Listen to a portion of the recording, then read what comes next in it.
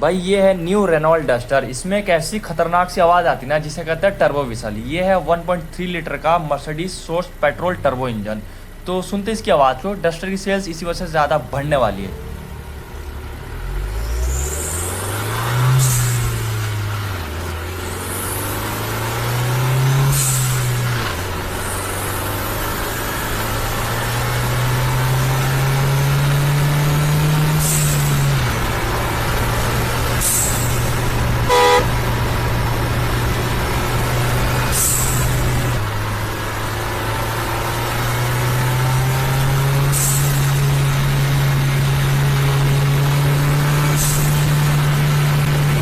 आपको ये साउंड कैसा लगा टर्बो विसल की? ऐसी आवाज़ किसी और गाड़ी में भी नहीं मिलेगी। अगर आपको ये टर्बो विसल अच्छा लगा हो तो गाइस आप कमेंट में ज़रूर करते हैं। Thanks for watching.